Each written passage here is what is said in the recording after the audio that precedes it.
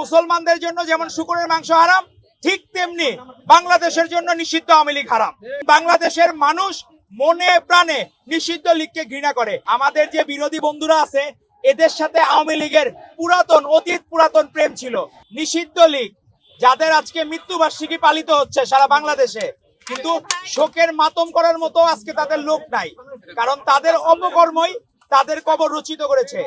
আজকে ফ্যাসিস্ট লীগ কোনোদিন আর বাংলাদেশের মাটিতে পুনর্বাসিত হবে না। মুসলমানদের জন্য যেমন শুকরের মাংস হারাম, ঠিক তেমনি বাংলাদেশের জন্য নিষিদ্ধ আওয়ামী লীগ হারাম।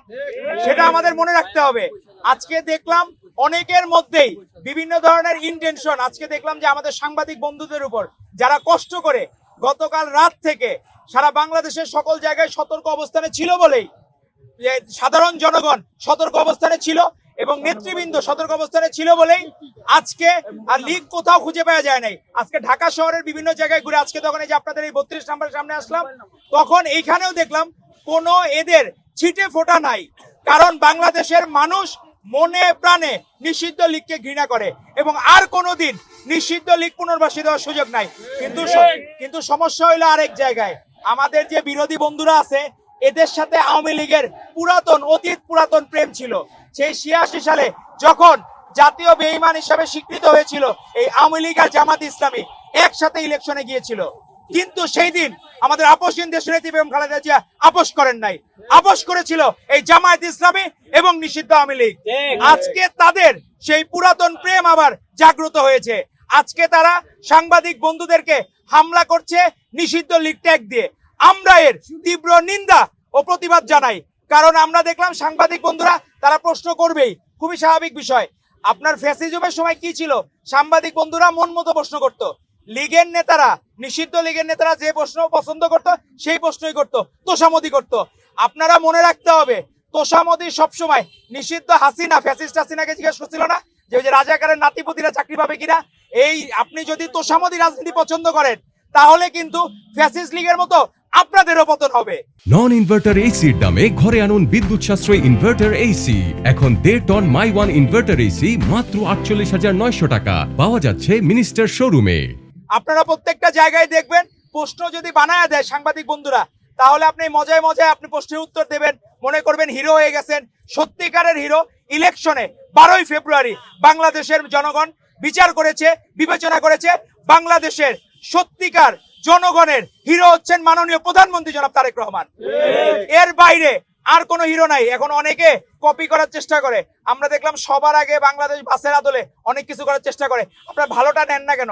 সাংবাদিক বন্ধুদেরকে আমাদের মাননীয় প্রধানমন্ত্রী জনাব তারেক রহমান কিভাবে অ্যাপ্রিসিয়েট করেছেন, প্রত্যেকটা জায়গায় উনি কিভাবে সাংবাদিক বন্ধুদের বন্ধু হিসাবে, ভাই হিসাবে পাশে থাকেন, সেখানে আপনারা বিরোধী মতের হয়ে আপনি একজন সাংবাদিক বন্ধুর গায়ে হাত তুলতে পারেন না। সে আপনাকে যে কোনো প্রশ্ন করার অধিকার রাখে। আপনি উত্তর দিবেন কি দিবেন না সেটা আপনার অধিকার। আপনি বলতে পারতেন আমি এটার উত্তর জানি না বা আমি দিতে পারবো না, কিন্তু আর কখনো সাংবাদিক বন্ধুদের গায়ে যদি আপনারা হাত তুলেন, সাংবাদিক বন্ধুরাও আশা করি নিজেদের সম্মান বজায় রেখে, নিজেদের ডিগনিটি বজায় রেখে তাদের নিউজ প্রচার করা থেকে আপনারা বিরত থাকবেন, এই বিরোধী মতের যারা আছে। কারণ তারা যদি এরকম আপনাদের উপর বারবার হামলা চালায়, আমরা দেখতেছি যে জামায়াত ইসলামী শিবির যারা, এরা প্রত্যেকে বিভিন্ন জায়গায় তাদের মন মতো চলে। তারা চায় সাংবাদিকরা তাদের মন মতো প্রশ্ন করবে যে ভাই আপনার সকালে কি খাইছেন, রাতে গিয়ে যে সব প্রশ্ন করবে। কিন্তু আপনারা যখন বাংলাদেশের ব্যাপারে জানতে চাইবেন, তখন দেখবেন বাজেটে কোনটার মূল্য বৃদ্ধি, সেটার প্রতিবাদে তারা মিছিল করতেছে। সেখানে মূল্য বৃদ্ধি হয়েছে কিসের? মদ, গাঁজা, সিগারেট, এগুলোর মূল্য বৃদ্ধি হয়েছে। তো এই কারণে এটার প্রতিবাদে নাকি তারা হচ্ছে মিছিল করতেছে। তো তারা জানেও না যে কে কি কারণে মিছিল করবে। তো যারা এরকম আসলে এটা একটা সমস্যা হলো, কিন্ডার গার্ডেনে পড়া কেউ যদি অধ্যাপক লাগায় তাদের এগুলো সমস্যা হবেই। এটা খুবই স্বাভাবিক বিষয় যে কিন্ডার গার্ডেনে পড়ে আপনি অধ্যাপক লাগানোর অভ্যাসের কারণে আপনারা জানেন না কোথায় কি নর্মস মানতে হয়, কোথায় কি করতে হয়। আপনাদের আচরণ হয়ে গেছে 71 পরবর্তী সময়ে রক্ষী বাহিনীকে কেউ কোনো প্রশ্ন করতে পারতো না, সাংবাদিকরা প্রশ্ন করতে পারতো না। আজকারা আপনারা সেই রক্ষী বাহিনীর অনেকটা ভূমিকা নিয়েছেন সাংবাদিক বন্ধুদের উপর হাত তোলে এই নিষিদ্ধ লীগের ট্যাগ দিয়ে। আমাদের সাংবাদিক বন্ধুরা এখন যারা আছেন প্রত্যেককেই আমরা দেখেছি 24-এর গণ অভ্যুত্থানে তাদের বিরচিত ভূমিকা ছিল। আজকে আমরা এই পাশে যে কথা বলার অধিকারটুকু পেয়েছি সেখানেও আপনাদের অবদান ছিল। আপনাদের অবদান অস্বীকার করে যারা এনার্কি করার সৃষ্টি করবে, আশা করব সাধারণ জনগণকে সাথে নিয়ে আপনারাও তাদের নিউজ প্রেজেন্ট করা থেকে বিরত থাকবেন এবং তাদেরকেও আপনারা বুঝতে দিবেন আপনার একটা বড় শক্তি। এবং আজকে আপনাদেরকে ধন্যবাদ জানাই যে সারা বাংলাদেশের কোনো জায়গায় নিষিদ্ধ লীগ আজকে নামতে পারে নাই। আজকে বাটি চালান দিয়েও নিষিদ্ধ লীগকে খুঁজে পাওয়া যাচ্ছে না।